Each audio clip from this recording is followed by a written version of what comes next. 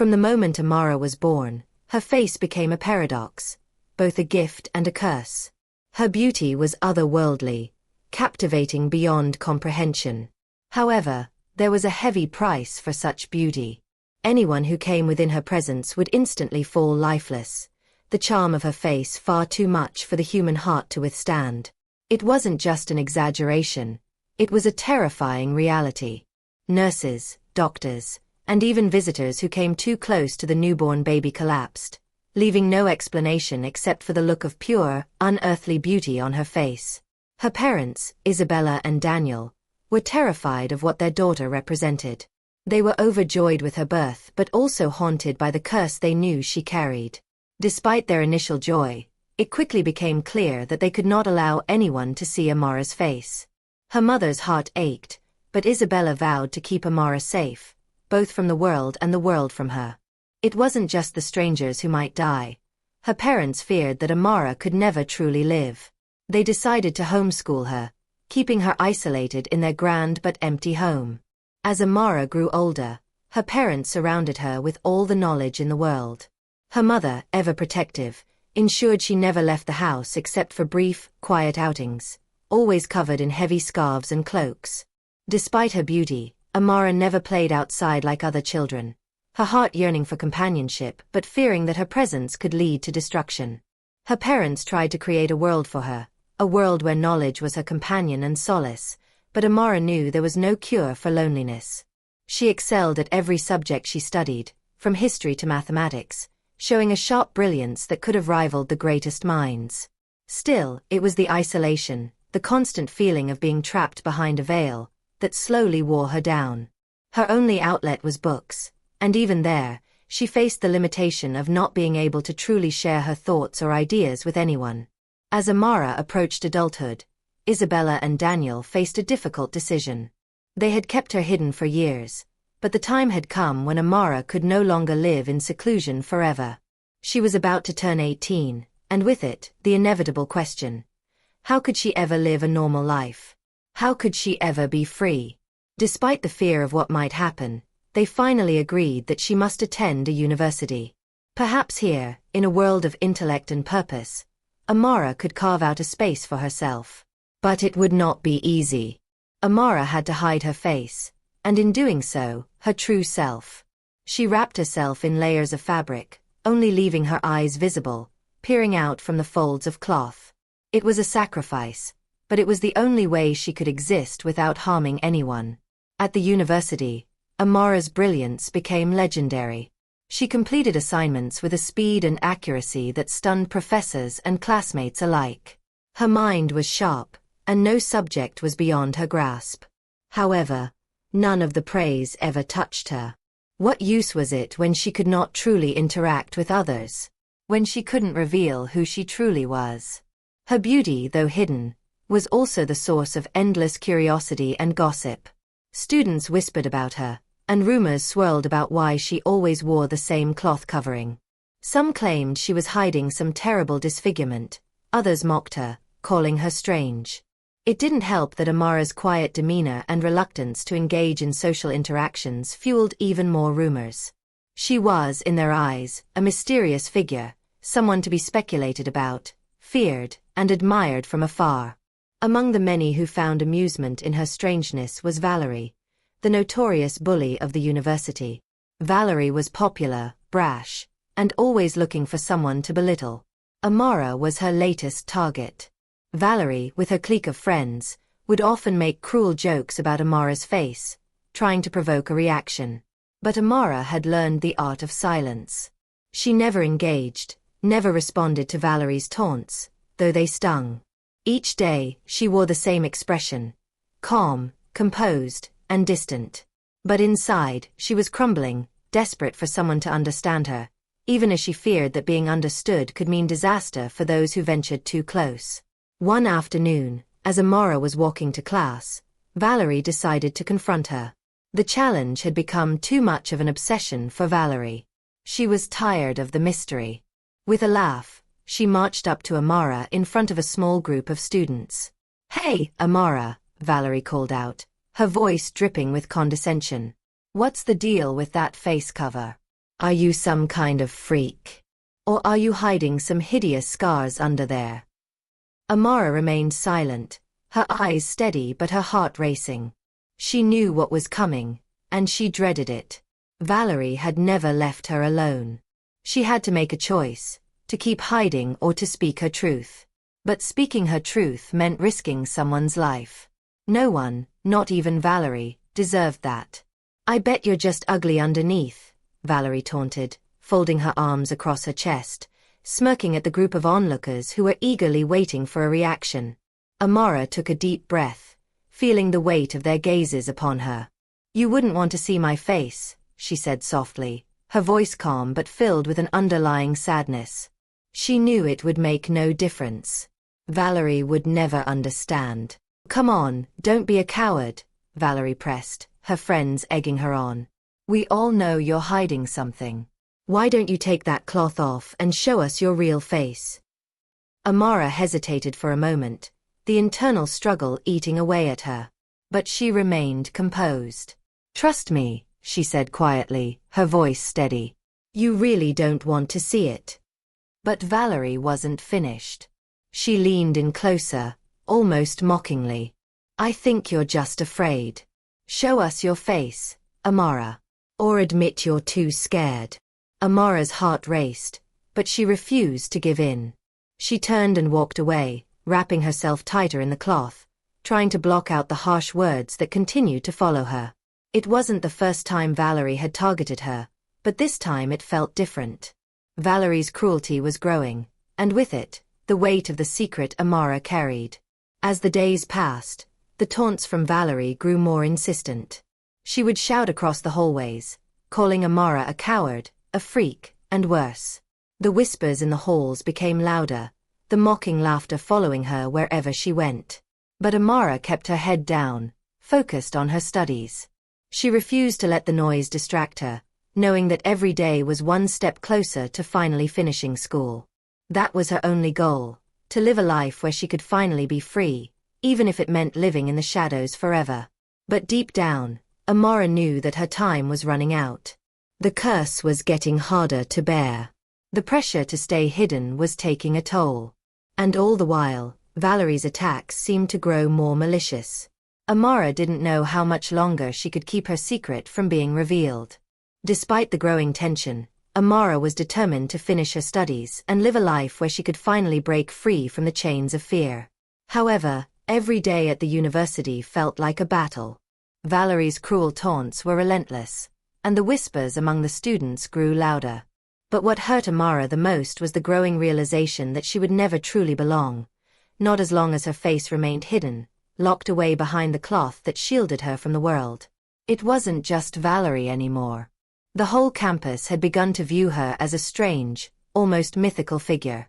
She had become a spectacle, a curiosity. She wasn't known for her achievements or intelligence as much as she was known for her mysterious, unapproachable nature. Every class she attended, every hallway she walked down, eyes followed her. She couldn't even escape it in the library, where students would whisper about her and stare, only daring to approach when absolutely necessary.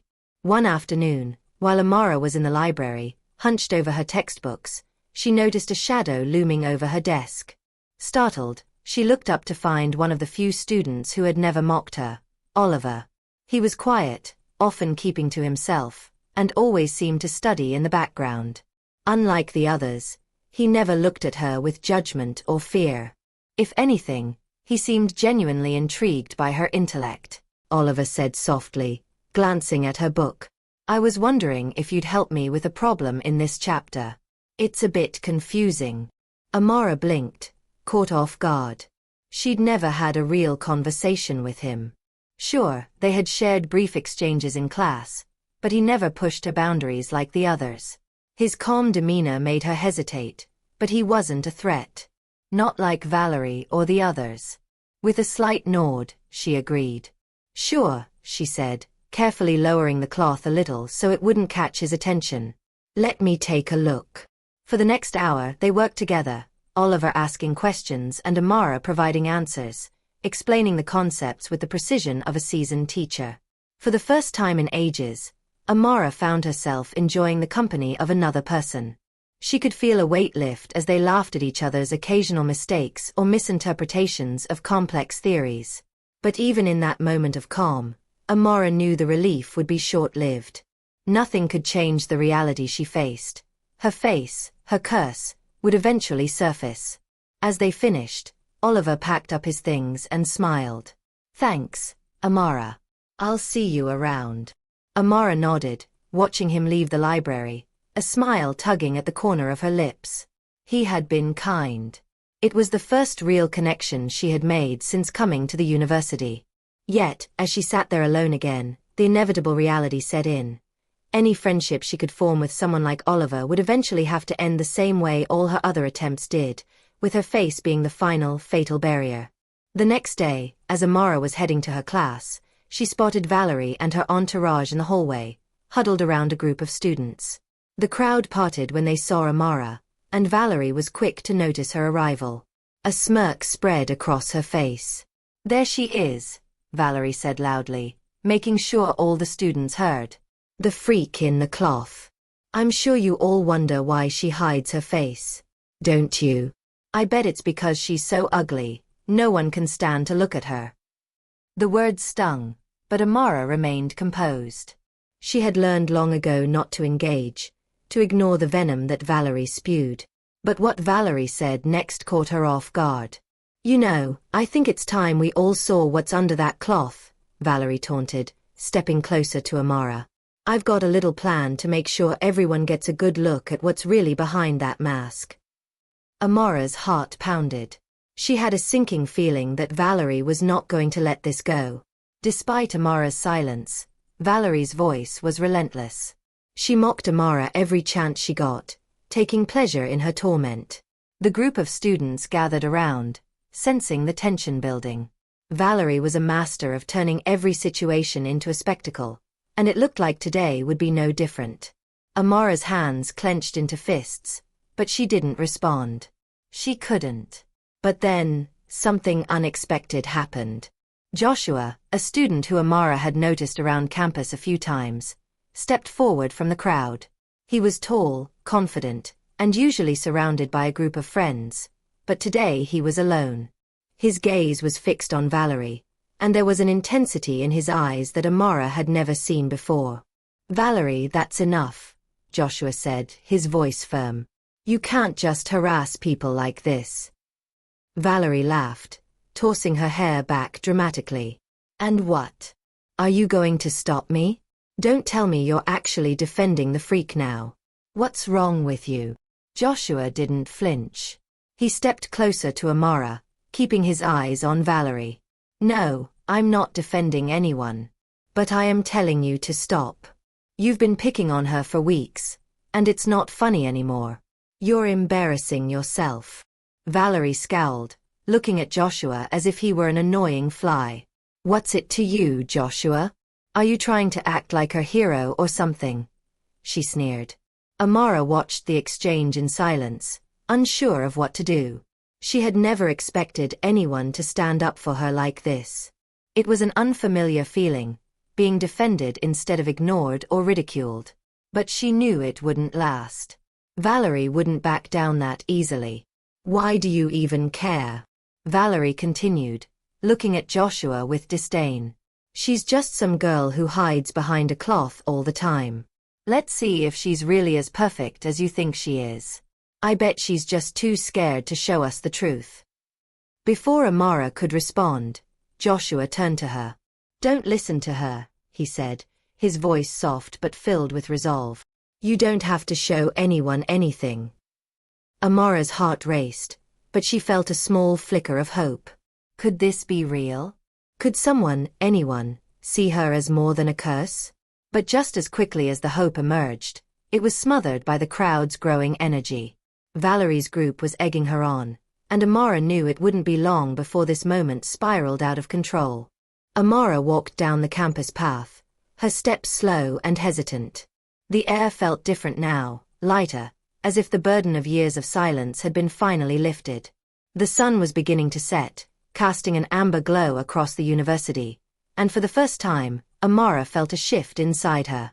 She wasn't sure where this new chapter would take her, but she knew she couldn't keep running from the truth any longer. The confrontation with Valerie had been a turning point, a moment of exposure, but also a moment of freedom. The weight of the mask she had worn for years had been lifted, and though her fear still lingered in her heart, there was also a sense of release. She didn't have to hide anymore. For so long she had kept herself locked away, but the truth was now out in the open. It was raw, it was painful, but it was real. As Amara walked past the familiar buildings of the university, she thought back to the moment she had revealed her face. She had seen the shock in their eyes, the students who had gathered around, and felt the cold weight of their judgment. But what struck her most was the quiet warmth in Joshua's gaze as he stepped in to defend her. At that moment, something had changed in her. She realized that the mask she had worn wasn't just a shield from others, it was also a shield from herself. Hiding her face had kept her from connecting, from experiencing the world in its full color.